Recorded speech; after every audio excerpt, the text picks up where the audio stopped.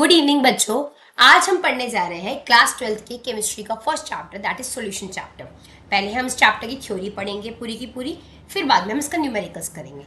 ठीक है, आज से केमिस्ट्री की क्लास 12th की पूरी सीरीज स्टार्ट हो रही है। पहले हम चैप्टर नंबर 1 से पढ़ रहे हैं, उसके बाद जैसे जैसे चैप्टर खत्म होते जाएंगे हम उसके क्वेश्चंस भी देखेंगे और पढ़ेंगे तो है ही। चलिए विदाउट टाइम वेस्टिंग अपना काम स्टार्ट करते हैं और चैप्टर को स्टार्ट करते हैं। तो चैप्टर का नाम तो आप अच्छे से जानते ही है। चैप्टर का नाम क्या है? सॉल्यूशंस। सॉल्यूशंस नाम है चैप्टर का। वो वाला सॉल्यूशन नहीं है कि क्वेश्चन का सॉल्यूशन मुझे, वो वाला नहीं, वो अलग है। ये सॉल्यूशंस मेनली इससे रिलेटेड है कि हमें किसी दो चीज़ों का मिक्सचर बनाना है। इसके बारे में आपने क्लास 9th में पढ़ा होगा। क्लास 9th में हमने क्या पढ़ा था? जब भी हम दो या दो से ज्यादा चीज़ों का मिक्सचर बनाते हैं, that is homogeneous mixture. Homogeneous मतलब क्या होता है? ऐसा मिक्सचर जो एक में बहुत अच्छी तरह घुल जाए, उस मिक्सचर को हम सॉल्यूशंस कहते हैं। तो सॉल्यूशंस क्या होता है? जब हम दो या दो से ज्यादा चीज़ों का मिक्सचर बनाते हैं, होमोजीनियस मिक्सचर, सॉल्यूशन कहते हैं। चलिए इसे आप डिटेल में पढ़ते हैं। सबसे पहले हम बात करते हैं कि सॉल्यूशन में क्या क्या चीज़ें होती है। आपको दिखाई दे रहा है पिक्चर में, आप देख सकते हैं एक वीडियो टाइप का शॉर्ट वीडियो, क्यूट से इमोजीज एंड ऑल। ये सॉल्यूशन है। नीचे देखो तो ये जो इमोजीज दिख रही है सोल्यूट है, और जो बहुत सारे ब्लू ब्लू दिखाई दे रहा है सॉल्वेंट है। तो हम कह सकते हैं कि सॉल्यूशन जो होता है, मेनली सॉल्यूशन जो होता है वो दो चीज़ों से बनता है। एक बनता है सॉल्यूट से और एक बनता है सॉल्वेंट से। सॉल्यूट आप खुद देख सकते हैं, सॉल्यूट का कंसंट्रेशन कम होता है और सॉल्वेंट का कंसंट्रेशन ज्यादा होता है। तो सॉल्वेंट का कंसंट्रेशन ज्यादा है, ब्लू वाला पार्ट सॉल्वेंट है, और सॉल्यूट इज द ये येलो वाले इमोजीज है। सॉल्यूट प्लस सॉल्वेंट हमें क्या बना के देते हैं? वो हमें सॉल्यूशन बना के देते हैं। क्या बना के देते हैं? सॉल्यूशन। ठीक है, सॉल्यूट और सॉल्वेंट, सॉल्यूट का कंसंट्रेशन कम होता है, सॉल्वेंट का कंसंट्रेशन ज्यादा होता है, दोनों को जोड़ेंगे तो क्या बनेगा? सॉल्यूशन बनेगा। अब आगे बढ़ते हैं। क्वेश्चन क्या आता है? सॉल्यूशन का नेचर क्या होगा? नेचर कहने का मतलब होगा वो सॉलिड होगा, लिक्विड होगा या गैस होगा। सॉल्यूशन का जो नेचर होता है, कहने का मतलब फिजिकल स्टेट जो होता है, फिजिकल स्टेट जो होता है वो डिपेंड करता है सॉल्वेंट के फिजिकल स्टेट पे। सॉल्यूट, फिर से बता रही, सॉल्यूशन, पूरे सॉल्यूशन का फिजिकल स्टेट जो होता है कि वो सॉलिड होगा, लिक्विड होगा या गैस होगा, वो डिपेंड करता है सॉल्वेंट के फिजिकल स्टेट पे। ठीक है, मतलब अगर सॉल्वेंट लिक्विड है तो पूरा सॉल्यूशन लिक्विड होगा, सॉल्वेंट गैस है तो पूरा सॉल्यूशन गैस होगा, और सॉल्वेंट अगर सॉलिड है तो पूरा सॉल्यूशन सॉलिड फॉर्म में होगा। तो हम कह सकते हैं सॉल्यूशन का फिजिकल स्टेट, फिजिकल स्टेट कहने का मतलब वो सॉलिड है, लिक्विड है या गैस है, वो किस पर डिपेंड करता है? सॉल्वेंट के फिजिकल स्टेट पे डिपेंड करता है। तो अभी मैं फिर से, हमने क्या करा? सॉल्यूशन, और जिन सॉल्यूशन, सॉल्यूशन मैंने आपको क्या बताया? दो या दो से ज्यादा का मिक्सचर, पर यहाँ तो सिर्फ दो चीजें हैं। तो ऐसा सॉल्यूशन जो दो तरह की चीजों से बना होता है, उन सॉल्यूशन को हम कहते हैं binary solution. Binary solution. Binary solution क्या होता है? ऐसी चीज जो दो टाइप के कंपोनेंट से बनी हो, तो उसे बोलते हैं बाइनरी सॉल्यूशन। बाइनरी मतलब टू, आपने कंप्यूटर में वर्ड्स टू, तो बाइनरी सॉल्यूशन मतलब जो दो, एक सॉल्यूट और एक सॉल्वेंट के मिक्सचर से बनी, दो चीज के मिक्सचर से बनी, इसे सॉल्यूशन कहते हैं। ठीक है, तो सॉल्यूट का कंसंट्रेशन कम होता है, सॉल्वेंट का कंसंट्रेशन ज्यादा होता है, दोनों को जोड़ दो तो देखो सॉल्यूशन बन जाता है। और सॉल्वेंट का जो फिजिकल स्टेट होता है कि वो सॉलिड है, लिक्विड है, गैस है, वही सॉल्यूशन का फिजिकल स्टेट होगा। आप खुद देख सकते हैं इस पिक्चर में, सॉल्वेंट लिक्विड था इसलिए पूरा सॉल्यूशन भी लिक्विड है। और सॉल्यूशन का फिजिकल स्टेट सॉल्वेंट के फिजिकल स्टेट पे डिपेंड करता है। ठीक है, चलिए अब आगे बढ़ते हैं। ये एक स्लाइड मैंने खाली इसलिए आपके लिए रखी है। आपने क्लास 10th में पढ़ा होगा डाइल्यूट सॉल्यूशन के बारे में और कंसंट्रेटेड सॉल्यूशन के बारे में। डाइल्यूट सॉल्यूशन और कंसंट्रेटेड सॉल्यूशन। आप कहोगे मैम ये कहाँ पे था? मैं आपको बेस्ट एग्जांपल देती हूँ। जब भी आप केमिस्ट्री लैब में जाओगे तो केमिस्ट्री लैब में दो तरह के एसिड, एक HCl लिखा होता है, नीचे लिखा होता है डाइल्यूट, और दूसरा भी HCl लिखा होता है, नीचे लिखा होता है कंसंट्रेटेड। ये दोनों तो HCl है। ये नॉर्मल जगह रखा होता है, इसको अलग से हटके रखा जाता है और कहते हैं इसे टच नहीं करना चाहिए। जब दोनों चीजें HCl है तो इसे टच कर सकते हैं, इसे टच नहीं कर सकते। ऐसा क्यों? क्योंकि डाइल्यूट कहने का मतलब है, डाइल्यूट वाली सोल्यूशन, जो भी चीज डाइल्यूट होती है उसमें पानी ज्यादा होता है और जो दूसरा मटेरियल है वो कम होता है। और जो भी चीज कंसंट्रेटेड होती है उसमें मटेरियल, जो मटेरियल है वो ही ज्यादा होता है और पानी कम होता है। तो कहने का क्या मतलब है? डाइल्यूट में डाइल्यूट में किसका कंसंट्रेशन ज्यादा होता है? डाइल्यूट में वाटर का कंसंट्रेशन ज्यादा होता है और दूसरे मटेरियल का कंसंट्रेशन कम होता है। तो पानी तो ज्यादा है, पानी हमें कोई नुकसान नहीं दे सकता। कंसंट्रेटेड सोल्यूशन में क्या होता है? वाटर का कंसंट्रेशन क्या होता है? कम होता है और दूसरी चीज का कंसंट्रेशन ज्यादा होता है, इसलिए ये हमारे लिए डेंजरस होता है। क्या होता है ये हमारे लिए? डेंजरस। ठीक है, ये है डाइल्यूट और कंसंट्रेटेड सॉल्यूशन। अब क्वेश्चन ये है, हर सॉल्यूशन को तो हम ऐसे चेक नहीं कर सकते ना कि वो डाइल्यूट है या कंसंट्रेटेड है। हर किसी को मेजर करने के लिए, सॉल्यूशन की कंसंट्रेशन को मेजर करने के लिए हमें कुछ और तरीका ढूंढना पड़ा। ये था क्वालिटेटिव तरीका। क्वालिटेटिव तरीका, क्वालिटेटिव कहने का मतलब है कि क्वालिटी वाइज हमने देखा है। डाइल्यूट मतलब पानी ज्यादा है, और डाइल्यूट मतलब पानी ज्यादा है, कंसंट्रेटेड मतलब मटेरियल ज्यादा है। डाइल्यूट में वाटर ज्यादा, मटेरियल कम। मटेरियल मतलब जिसकी हम बात कर रहे हैं, जैसे डाइल्यूट HCl में HCl कम, वाटर ज्यादा। कंसंट्रेटेड HCl में HCl ज्यादा, वाटर कम, तो ये डेंजरस है। ये क्वालिटेटिव बेसिस पे हम सॉल्यूशन को देख रहे हैं कि क्या क्वालिटी है। बाय द वे क्वांटिटी देखनी है, क्वांटिटी मतलब मुझे नंबर वाइज देखनी है कि कितना सॉल्यूट है, कितना सॉल्वेंट है, नंबर्स में बताओ। तो उस क्वांटिटी बेसिस के लिए हम क्या करेंगे? तो क्वांटिटी बेसिस के लिए कुछ न्यू टर्म्स हम पढ़ने वाले हैं जो हमें क्वांटिटेटिवली बताएगा। क्वांटिटेटिवली यानी मतलब नंबर्स में बताएगा कि सॉल्यूट कितना है और सॉल्वेंट कितना है। तो उसके लिए हम कुछ न्यू टर्म्स, न्यू फॉर्मूला देखेंगे। आपने इनमें से कुछ पहले पढ़े होंगे और कुछ आपके लिए न्यू होंगे। चलिए नेक्स्ट स्लाइड पे चलते हैं। Methods to determine the concentration of solution. ये वर्ड याद रखना है कि ये वो मेथड्स है। मैं आपको कुछ अब मेथड्स बताऊंगी जो क्या डिटरमाइन करेंगे कंसंट्रेशन ऑफ सॉल्यूशन। कंसंट्रेशन कहने का मतलब सॉल्यूशन के अंदर का क्या कंसंट्रेशन है, उसमें सॉल्यूट कितना है, सॉल्वेंट कितना है। तो वो उसको पता करने के लिए कुछ मेथड्स हैं। वो कौन कौन से मेथड्स एक बार देख लेते हैं हम। ये देखिए, mass percentage, volume percentage, molarity, molality, parts पर मिलियन, नॉर्मेलिटी। ठीक है, ये कुछ ऐसे मेथड्स हैं, कुछ ऐसे मेथड्स हैं जो हमें क्या बताता है कि सॉल्यूशन के क्या कंसंट्रेशन है। सॉल्यूशन का कंसंट्रेशन मतलब उसमें सॉल्यूट कितना है, कितना सॉल्यूट मिलाया है, कितना सॉल्वेंट मिलाया है, ये सब चीजें बात को पता करने के लिए ये कुछ मेथड्स है। ठीक है, वन बाय वन क्यों है। अब कहोगे आप मैम क्या जरूरत है मेथड जानने की, क्या जरूरत है मैं सॉल्यूशन का कंसंट्रेशन जानने के लिए? हमें जरूरत नहीं है, बट हमें वैसे तो आप कहे ना, जो हमें भी जरूरत होती है कभी। तो देखो चाय, सबसे बेस्ट एग्जांपल चाय बनाना। एक चाय में आपने 2 गिलास पानी डाला, भर भर के चीनी डाल दी, तो दूसरे को तो शुगर हो जाएगा ना। तो हर चीज में चीजें कितनी डालनी है, कितना सोल्यूट डालना है, उसका कंसंट्रेशन, उसकी मात्रा, क्वांटिटी पता होनी चाहिए हमें। समझ में आ गया? इसलिए अब ये चाय का मेथड नहीं है। मोस्टली ये सारे प्रोसेस जो होता है वो फैक्ट्रीज में पेंट बनाने के लिए, केमिकल इंडस्ट्रीज में, और केमिस्ट फार्मेसी में मेडिसिन बनाने के लिए, सिरप बनाने के लिए सारे मेथड्स यूज होते हैं कि कितने सिरप में कितना चीज डालना है, कितना मटेरियल डालना है, ये सब चीजें। तो पहला है मास परसेंटेज। पहला हम क्या पढ़ेंगे? Mass percentage. देखो इसकी पिक्चर देख के आप कंफ्यूज होगी क्या बोल रहा है, मास कंफ्यूजन। पहला जो टॉपिक है वो हम पढ़ेंगे मास परसेंटेज। मास परसेंटेज, ठीक है। मास परसेंटेज मेनली बोलता है, मास परसेंटेज बोलता है, सपोज करो ये आपका पानी है, इसमें मैंने ये सॉल्ट डाल दिया है। सॉल्ट डाल दिया, इसमें किस में डाला है? वाटर में। मुझे पता करना है इस पूरे वाटर में कितना सॉल्ट है। पूरा सोल्यूशन जो सॉल्ट प्लस वाटर का पूरा सोल्यूशन बनाया ना, वाटर और सॉल्ट। सॉल्ट यहाँ पे क्या हो गया? सॉल्ट हो गया हमारा सॉल्यूट क्योंकि कंसंट्रेशन कम है, और वाटर हमारा हो गया सॉल्वेंट क्योंकि इसकी कंसंट्रेशन ज्यादा है। दोनों को मिला के क्या बन गया? सॉल्यूशन। सॉल्यूशन को शॉर्ट फॉर्म लिख रही हूँ।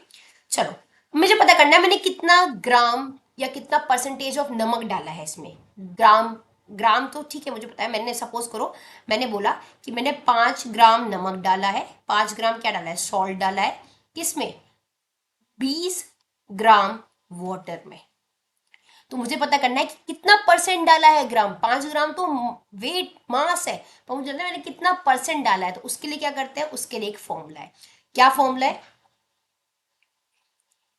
सपोज मुझे किसका निकालना है? Mass percentage. मेरे को जानना है कि सॉल्ट कितना परसेंट यूज किया है। तो फॉर्मूला होता है मास ऑफ सोल्यूट, सोल्यूट में जिसकी हम बात कर रहे हैं, by mass of whole solution. Mass of solution, पूरे सोल्यूशन का क्या मास है? परसेंटेज है तो इंटू क्या करेंगे? इंटू करेंगे 100। ठीक है, तो एक बार मैं आपको करके दिखाती हूँ। जैसे आप सपोज यहाँ करते हैं, यहाँ मास ऑफ सोल्यूट, किसका मास परसेंटेज निकालना है, सोल्यूट, सोल्यूट मतलब यहाँ पे नमक का निकालना है, तो नमक का क्या मास है 5। Mass of solution, total solution में क्या क्या है, नमक और पानी, तो नमक का मास प्लस पानी का मास ऐड कर दो। ऐसा क्यों करा मुझे, मास ऑफ सॉल्यूशन, पूरे सॉल्यूशन का मास चाहिए, तो सॉल्यूशन तो दो चीजों से बना है ना, सॉल्यूट प्लस सॉल्वेंट, तो दोनों का मास ऐड कर दिया। तो आंसर क्या आया 5 प्लस 25, 5/25, और इंटू 100 भी चल रहा है साथ में, क्योंकि मास परसेंटेज निकालनी है, परसेंटेज जब भी निकालते हैं तो 100 मल्टीप्लाई करते हैं। चलो सॉल्व करते हैं इसको।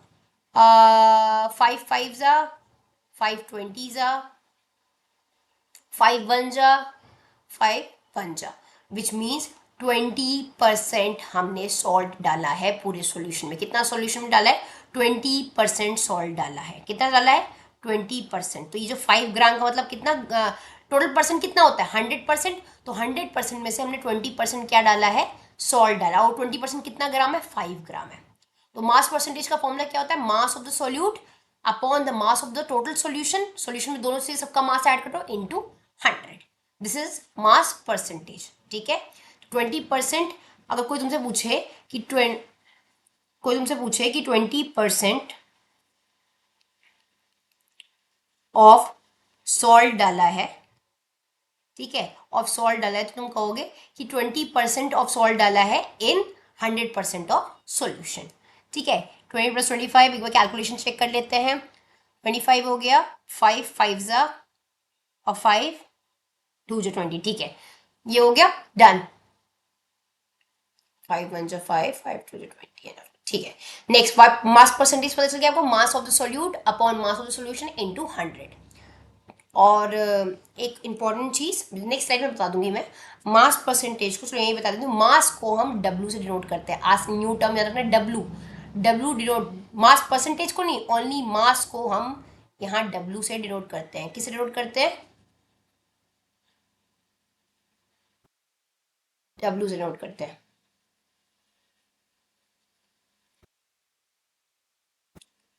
ठीक है, डब्ल्यू से डिनोट करते हैं, तो ये क्या है, ये मास है।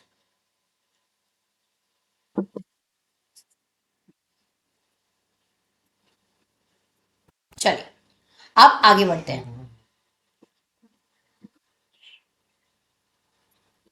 ठीक है, नेक्स्ट है वॉल्यूम परसेंटेज। नेक्स्ट क्या है, वॉल्यूम परसेंटेज, वॉल्यूम परसेंटेज। अब सिंस वॉल्यूम परसेंटेज की बात कर रहे हैं, तो वॉल्यूम के केस में तो पानी भी है और तेल भी है। सब बेस्ट एग्जांपल लेती हूँ तेल पानी का, तेल पानी का। चलो ये पानी है जिसमें मैंने कितना पानी लिया है, सपोज करो 100 ml वाटर लिया है, और उसमें मैंने 10 ml ये ऑयल है, ऑयल ऐड कर दिया है, और 100 ml यहाँ पे क्या है, वाटर है। मुझे निकालना है ऑयल कम है तो ऑयल सॉल्यूट हुआ, पानी ज्यादा है तो पानी सॉल्वेंट हुआ। मुझे निकालना है कि ऑयल का कितना परसेंटेज है। वॉल्यूम परसेंटेज के केस में दोनों चीज लिक्विड होती है, सॉल्वेंट भी लिक्विड होता है, सॉल्यूट भी लिक्विड होता है। तो याद रखना, वॉल्यूम परसेंटेज हम किसकी निकालते हैं, वॉल्यूम परसेंटेज हम निकालते हैं लिक्विड प्लस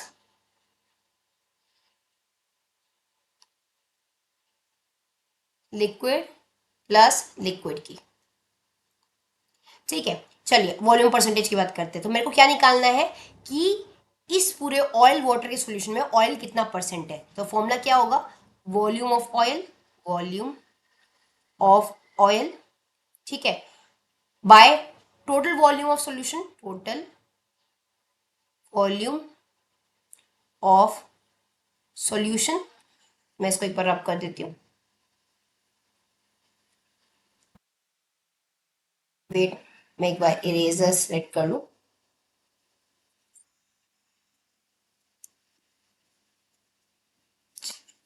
याद रखिएगा हमारे इस केस में वो पानी कितना परसेंट था और ऑयल कितना परसेंट था। ठीक है, तो हमारे इस केस में, हाँ, तो वॉल्यूम ऑफ ऑयल, ऑयल कितना परसेंट था 10 ml था, 10 ml परसेंटेज, वॉल्यूम परसेंटेज है तो इसमें भी 100 लेना पड़ेगा, इसमें भी क्या लेना पड़ेगा 100, क्योंकि परसेंटेज निकालना है। Total volume of the solution का टोटल वॉल्यूम में कौन कौन था, ऑयल का वॉल्यूम प्लस वाटर का वॉल्यूम प्लस करना है, इंटू 100 चल रहा है। चलो, तो 10/110 इंटू 100 0 से 0 कट गया, 10 10 जा 100, 100/11। जब उसको सॉल्व करोगे कुछ आंसर, वो परसेंटेज में आएगा। This is volume percentage. Volume percentage के केस में बस याद रखना एल प्लस एल का रूल है। What is L plus L का रूल? लिक्विड ही सॉल्यूट होता है, लिक्विड ही सॉल्वेंट होता है। दूध और पानी को जब मिलाया जाता है ना, जब दूध वाले हेरा फेरी करते हैं दूध और पानी को मिलाने वाला, उसमें वॉल्यूम परसेंटेज ही यूज करते हैं वो, कि इसमें इतना परसेंट दूध मिला, इस दूध में इतना परसेंट पानी मिला देंगे तो पता नहीं चलेगा। तो जब भी दोनों चीज लिक्विड होती है और उसमें मिलावट करनी होती है तो वहां वॉल्यूम परसेंटेज का यूज किया जाता है। ठीक है, तभी दूध वाले बोलते हैं कि दूध में इतना परसेंट पानी मिला दो, कुछ पता नहीं चलेगा। तो ये कहाँ से आ रहा है? ये वॉल्यूम परसेंटेज से आ रहा है। तो ये L plus L rule, liquid plus liquid का रूल है। चलिए आगे बढ़ते हैं। Next, very important and very important from numerical point of view, molarity and molality. नाम एक से थोड़े सुनने में लगते हैं पर ये दोनों एक से बिल्कुल नहीं है। Molarity and molality. ठीक है, पहले हम सबसे पहले पढ़ेंगे मोलैरिटी को। किसको पढ़ेंगे हम? मोलैरिटी को। यहाँ पे आर है, यहाँ पे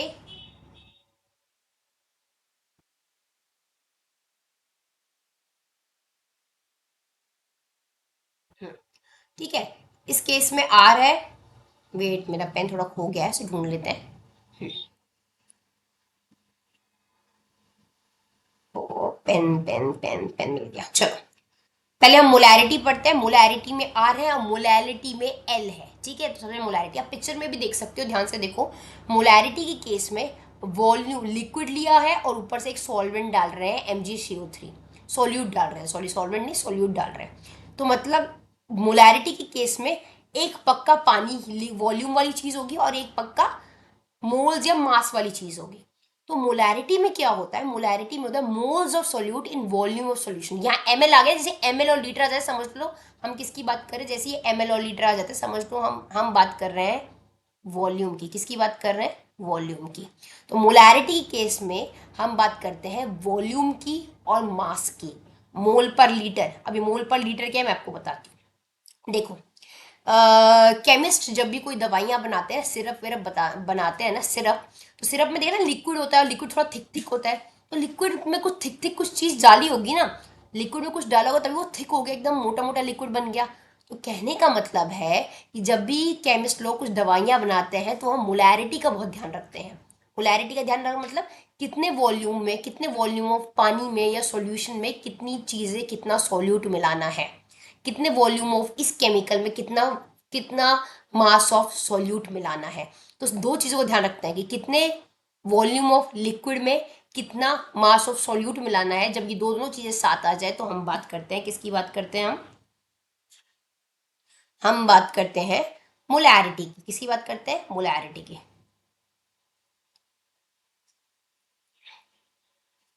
MOL, मोलैरिटी की बात कर रही हूं मैं। तो मोलैरिटी का फॉर्मूला क्या होता है? Moles of solute, moles of solute, कितने सॉल्यूट के मोल्स डालें अब इन वॉल्यूम ऑफ सॉल्यूशन, पूरे सॉल्यूशन में वॉल्यूम ऑफ सॉल्यूशन, और वॉल्यूम किस यूनिट में होता है? In litre. तो पूरे सॉल्यूशन के वॉल्यूम में कितने सॉल्यूट के मोल्स डाले हैं हमने, दैट इज मोलैरिटी। मोलैरिटी को हम कैपिटल एम से डिनोट करते हैं। किस डिनोट करते हैं? कैपिटल एम से। Moles of solute, moles of solute, moles के नहीं, सॉल्यूट के कितने कितने मोल्स डाले हैं हमने पूरे वॉल्यूम के, पूरे सॉल्यूशन के वॉल्यूम में। सिंपल कि पूरा 100 ml का सॉल्यूशन है, उसमें तुमने कितना नमक डाला है। तो 100 ml का पूरा सॉल्यूशन है, उसमें कितना नमक डाला है, 100 ml इज वॉल्यूम, उसमें कितना नमक डाला है is the moles of solute, because solute क्या है? नमक है। तो इस चीज के लिए हम मोलैरिटी को कैलकुलेट करते हैं। क्या करते हैं? मोलैरिटी को। इसकी यूनिट्स क्या होगी? मोल्स के लिए यूनिट होगी मोल, और वॉल्यूम के लिए यूनिट क्या होगी? वॉल्यूम ऑफ सॉल्यूशन किसमें? लीटर में, तो यूनिट क्या होगी? मोल पर लीटर। तो कोई भी आपसे पूछे मोलैरिटी की यूनिट्स क्या होती है तो आप कहोगे मोल पर लीटर। सॉरी, ये पेन थोड़ा सा वो हो गया।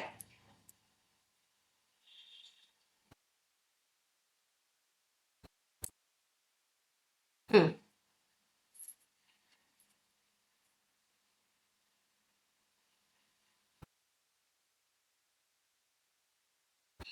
तो मैंने आपको दिया था कि मोलैरिटी है, मोलैरिटी की यूनिट्स क्या होती है?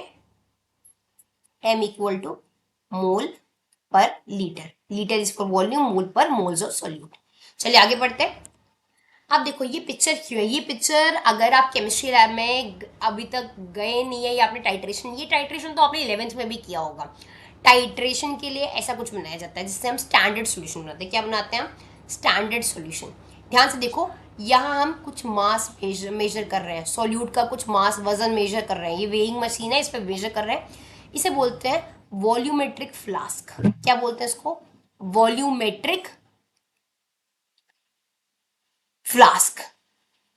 वॉल्यूमेट्रिक फ्लास्क मतलब इसमें हम सॉल्यूशन बनाते हैं। दिख रहा है ना, 500 ml का है। देखो, पहले हमने थोड़ा सॉल्ट, ये सॉल्ट था COCl2 2H2 cobalt chloride direct, उसको थोड़ा मैंने मेजर किया, ये वजन नाप लिया, मास नाप लिया। ये 500 का वॉल्यूमेट्रिक फ्लास्क है। वॉल्यूमेट्रिक फ्लास्क का मेनली काम है 500 ml का सॉल्यूशन बनाना। ये तो देखो, इसमें हमने थोड़ा पानी लिया, उसमें डाल दिया मैंने अपना सॉल्ट जो मेजर किया था। ठीक है, अब मैं ऊपर से इथेनॉल डाल रही हूँ। इथेनॉल में कहाँ तक जाऊंगी, दिखाई दे रहा है एक निशान, इसे बोलते हैं मिनिस्कस। मिनिस्कस, इस मिनिस्कस तक इथेनॉल डालूंगी और एक नया सॉल्यूशन बनाऊंगी। ये मार्क बोलते हैं या मिनिस्कस बोलते हैं। नया सॉल्यूशन बनाऊंगी। ध्यान से देखो, इसमें मैंने क्या करा, कुछ मास ऑफ सॉल्यूट, सॉल्यूट का कुछ मास लिया और कुछ वॉल्यूम ऑफ सॉल्यूशन में मिला दिया। तो इस ये क्या हो रहा है, ये हो रहा है मोलैरिटी। ये तो हो रहा है मोलैरिटी। मोलैरिटी में क्यों हो रहा है? कुछ मास ऑफ सॉल्यूट लिया और वॉल्यूम ऑफ सॉल्यूशन में मिला दिया मैंने। तो मोलैरिटी के केस में हम वॉल्यूमेट्रिक फ्लास्क यूज करते हैं, क्या बनाने के लिए? To make solution, to prepare solution. समझ में आया? तो सिंपली कोई सॉलिड चीज जब किसी पानी में डाल रहे हो हम, और पानी का वॉल्यूम हमें पहले से पता हो कि इतना वॉल्यूम हमें बनाना है, दैट इज वॉल्यूमेट्रिक एनालिसिस। इसे बोलते हैं वॉल्यूमेट्रिक एनालिसिस। इसी का आप स्टैंडर्ड सॉल्यूशन बनाते हो टाइट्रेशन प्रोसेस में। और ये सारी चीज में मोलैरिटी कैलकुलेट करते हैं। क्या कैलकुलेट करते हैं? मोलैरिटी। चलिए अब आगे बढ़ते हैं। Next term is molality. Next molality, वो मोलैरिटी था, ये है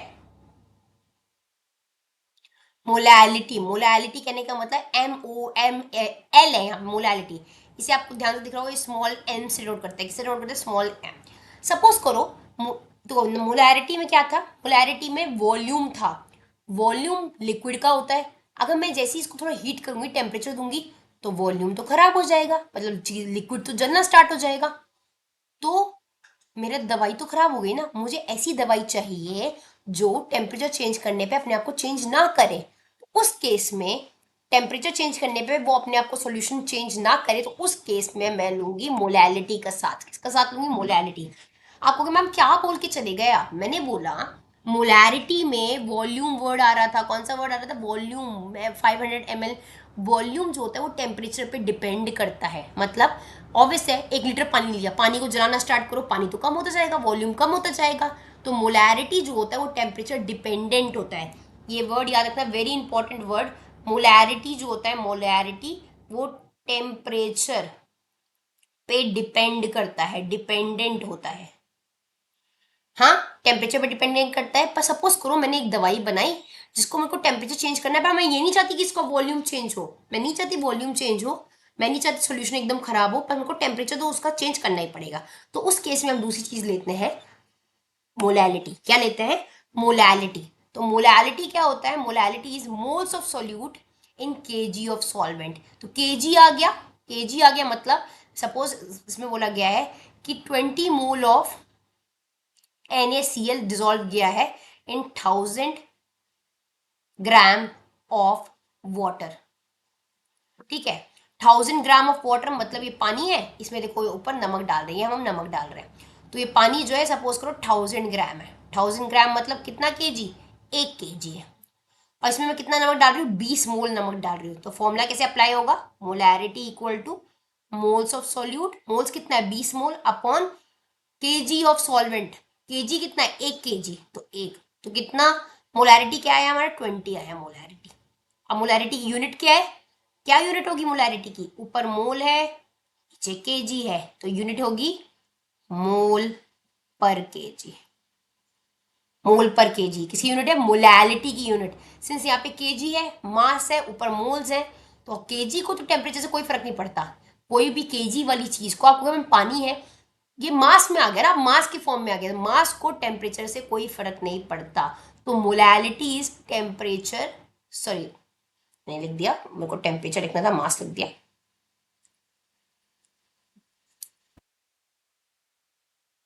molarity is temperature independent. Independent कहने का मतलब है इसको टेम्परेचर से कोई फर्क नहीं पड़ता। क्यों फर्क नहीं पड़ता? बिकॉज इसके पास मास है। मास, केजी मतलब मास है, माँ नहीं मास है इसके पास। तो याद रखना। तो यहाँ इस केस में ये टेम्परेचर इंडिपेंडेंट है। इंडिपेंडेंट मतलब कोई फर्क नहीं पड़ता टेम्परेचर आ रहा है या जा रहा है। तो जब भी कुछ ऐसी चीज बनानी हो जहाँ पे मैं टेम्परेचर भी बढ़ाना चाहती हूँ, चेंज करना चाहती हूँ, पर सॉल्यूशन का कंसंट्रेशन चेंज नहीं करना चाहती हूँ, सॉल्यूशन को कुछ तकलीफ नहीं होनी चाहिए, तो वहाँ हम मोलैलिटी निकालते हैं। मोलैलिटी इज एल वाला, इसे स्मॉल एम से डिनोट करते हैं। डन। चलिए अब आगे बढ़ते हैं। ये नेक्स्ट स्लाइड मैंने आपको मोल फ्रैक्शन नेक्स्ट टॉपिक है हमारा। उससे पहले मैं मोल्स के बारे में समझा, बहुत मोल मोल हो गया। मोल होता क्या है? मोल ये वर्ड थोड़ा सा है, इसके बारे में मोल कॉन्सेप्ट आपने ये सब चीज 11th क्लास में पढ़ी होगी। कौन सी क्लास में पढ़ी होगी? 11th क्लास में। 11th क्लास में पढ़ी होगी। एक बार मैं अपना फिर से पेन, थोड़ा बीच बीच में थोड़ा इश्यू आ जाता है पेन का।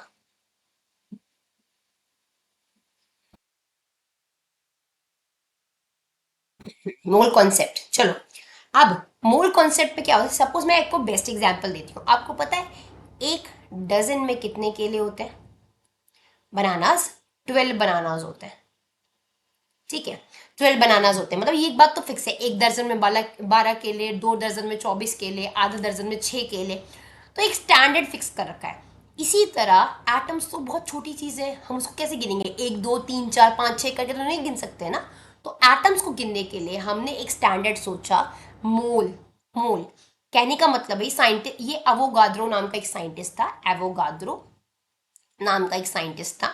उसने ये बात करी थी कि एक मोल एटम में, चाहे एक मोल एटम ले लो, चाहे एक मोल आयन ले लो, चाहे एक मोल मॉलिक्यूल ले लो, सब में कितने पार्टिकल्स होते हैं? 6.022 इंटू 10⁻23।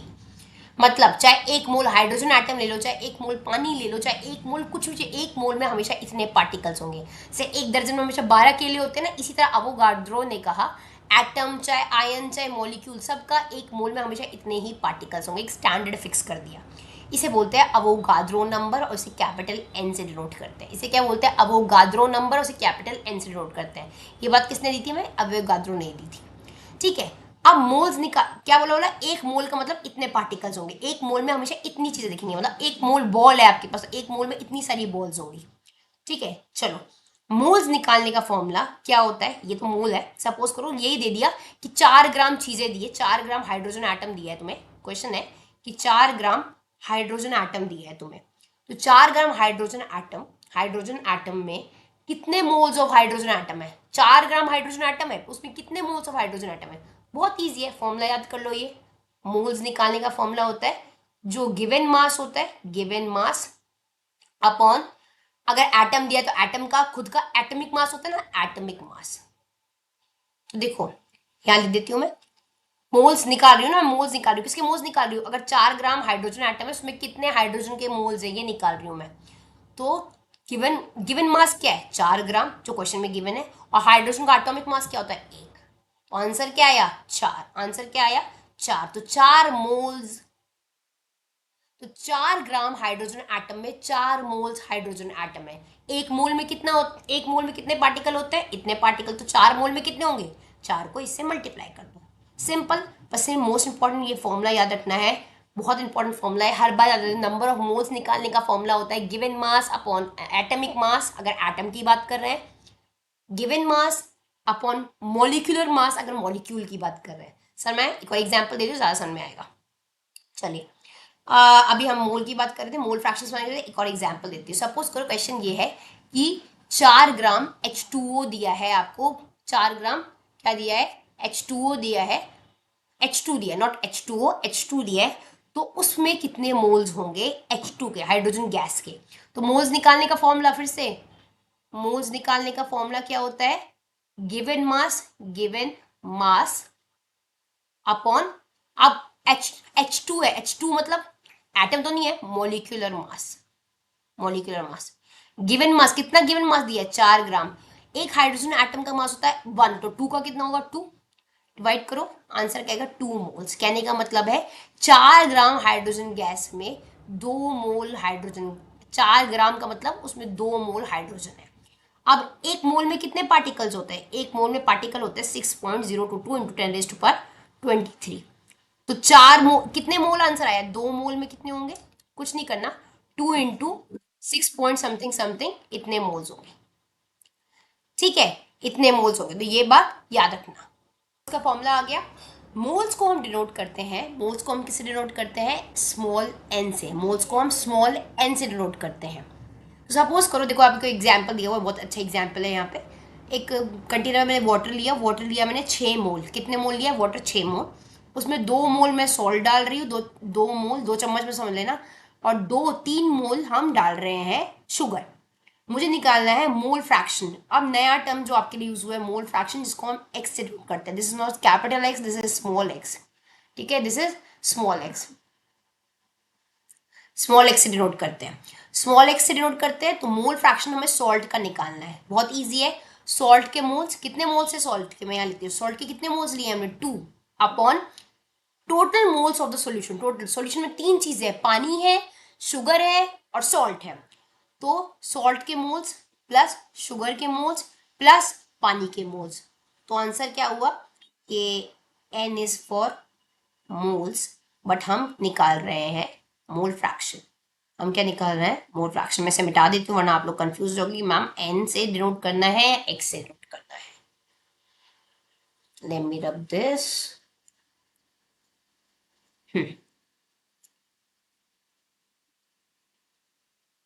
ठीक है, चलो।